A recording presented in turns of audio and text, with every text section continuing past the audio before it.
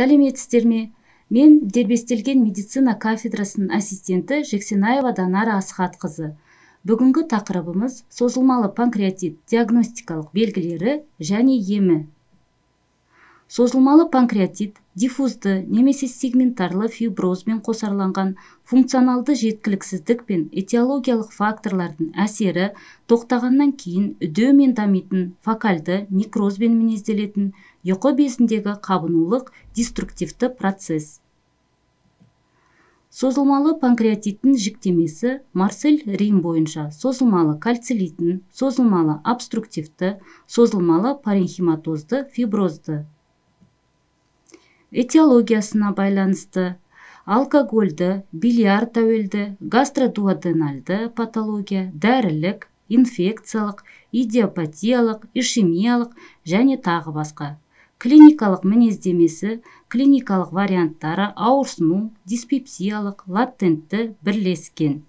Морфологиялық варианты паренхиматозды фиброзды, склероздық гиперпластикалық басым морфологиялық өзгерістер ісіну және қабыну, некроз, дистрофия, липоматоз, паренхима фиброзы, атрофиясы, паренхима дистрофиясы, паренхима гипертрофиясы, паренхима гиперплазиясы аяқталуы, фиброз, кисталар, кальциноз немесе қатерлі ісікке айналу.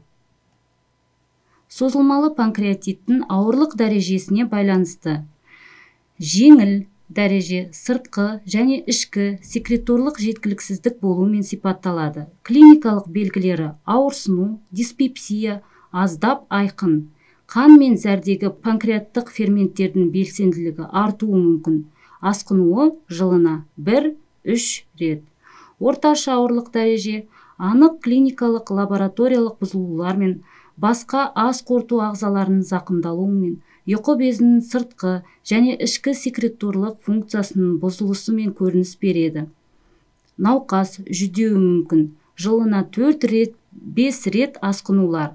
Ауыр дәрежеде анық клиникалық лабораториялық көріністермен, панкреатикалық және панкреатогенді ішкі өтулермен, ақуыздың жеткіліксіздікпен, полигиповитаминозбен, үдемелі жүдеумен, ағзалар мен жүйелердің заңды зақымдануымен мінезделеді.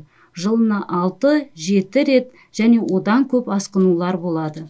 Қауіп-қатер факторлары: алкоголь, өт тас ауруы, метаболикалық бұзылыстар, алмасулар, гормональды бұзылыстар, тұқым қуалаушылық, созылмалы панкреатит, алғашқы холангит, алғашқы biliарлы цирроз және Шегрен синдромымен байланысты аутоиммунды панкреатит, операциялар, ұйқы безінің жарақаттары, вирусты инфекциялар, ұйқы безінің қан айналым жіті бұзылыстары, аллергиялық реакциялар, уыттану, бүйрек трансплантациясы кезіндегі уремия, тағамдағы антиоксиданттардың тапшылығы, гиперпаратериоз, қандағы кальцийдің артуы. Диагностикалық критерийлары: физикалық тексеру, рецидив беретін ауырсыну абдоминальды синдром, жиірек құрсақтың алдыңғы қабырғасында арқаға берілу, диеталық жүктемелер мен алкоголь қабынуларымен, ойық жара тәрізді ауырсынулық синдром, моториканың бұзылысымен, сол жақтық бүйректің шаншуымен клиниканы еске түсіреді.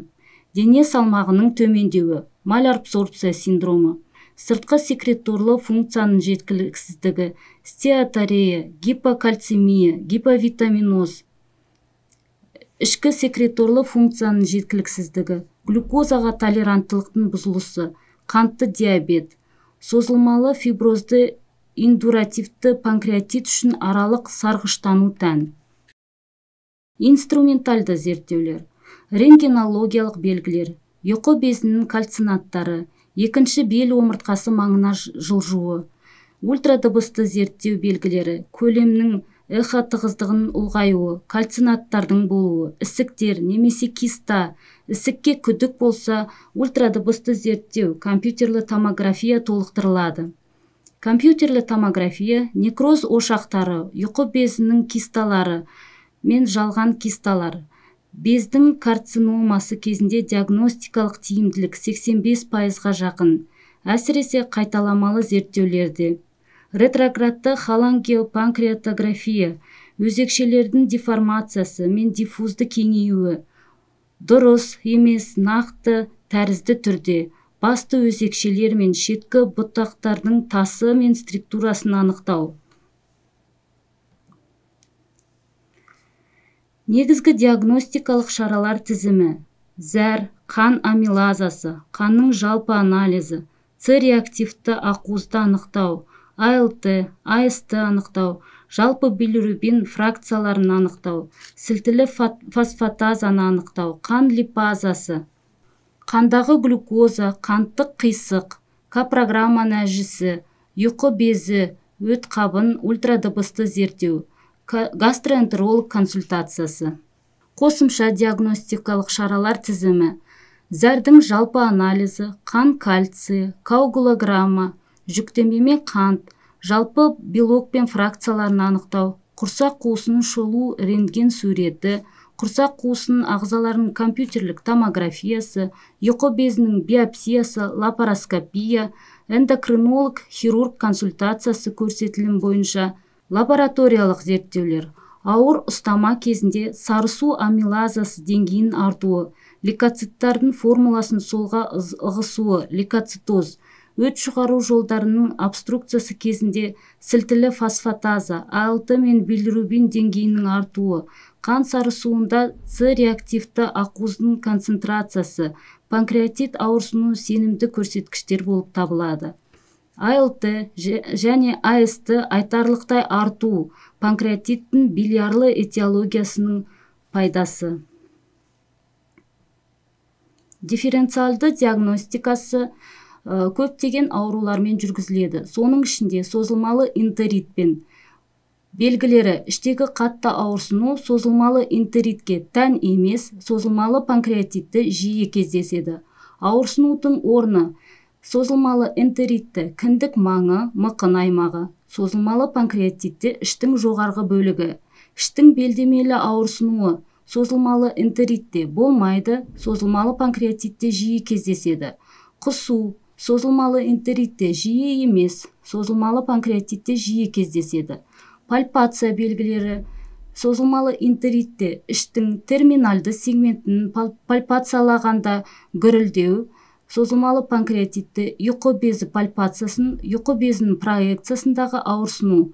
Сарғаю созылмалы энтеритте болмайды, созылмалы панкреатитте псевдотуморалды түрінде пайда болады, ұйқы безі басының ұлғаюы болады. Созылмалы энтеритте қант диабеті болмайды, созылмалы панкреатитте жиі кездеседі. Емдеу тактикасы: емдеу ұзақтығы 14 күн. Ем мақсаты ремиссияны қамтамасыз ету, дәрі-дәрмексіз емдеу, диета номер 5. Ең бірінші, созылмалы панкреатитте ауырсыну синдромымен күресу, антиферменттік терапия, Одди сфинктерінің спазмын жою және ұйқы безінің сөлінің кетуін құру, десенсибилизлеуші ем, H2 блокаторлар, антоциты, дәрумендер және ем-дом.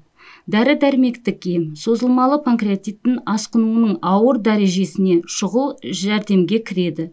Ұйқы безінің функционалды белсенділігін минимумға дейін төмендету, аштық, мұрын асқазандық зонд арқылы асқазан ішін аспирациялау, H2 блокаторлары, ранитидин 150-300 мг немесе фоматидин 40-80 мг тәулігіне вена ішіне, немесе протонды помпа ингибиторлары, амепразол 40-80 мг тәулігіне, пантопразол 80 мг тәулігіне.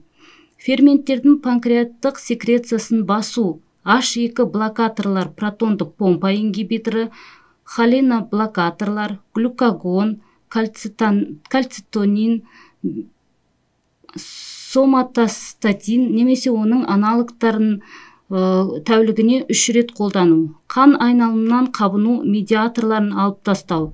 тұзды ерітінділер мен инфузиялық терапия, ауырсыну синдромын басу, анальгетиктар немесе спазмолитиктар препараттарын тағайындау, инфекциялық асқынулармен күресу үшін және олардың даму қаупінде цефалоспорин қатарынан антибактериалды немесе стандартты дозада синтетикалық пенициллиндерді тағайындау. Жоспарлы консервативті емге келесі іс-шаралар кіреді: ауырсыну және төмен құрамды майлы шектеп тамақтану, науқасқа ішімдік пайдалануды тоқтату, орын алмастырушы терапия, панкреатин 50 мың, 150 мың бірлік, антисекреторлық ем, ранитидин, фаматидин немесе протонды помпа ингибиторлары. Созылмалы панкреатиттің стационарлық емге көрсеткіші, жоспарлы ауруханаға жатқызудың көрсеткіштері, процесс белсенділігін, зертханалық белгілер мен ауырсынудың күшеюі, тамақтану жетіспеушілігі, прогрессиясы, амбулаторлық деңгейде терапияның тиімсіздігі, инвазиялық диагностикалық және терапиялық процедураларды орындау. Жедел ауруханаға жатқызуға көрсеткіш: қатты ауырсыну синдромы, ауыр, соның ішінде хирургиялық асқынулардың болуы.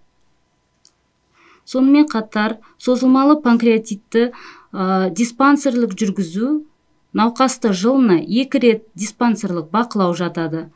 Қайта қарау және тексеру амбулаторлы емханалық жағдайда.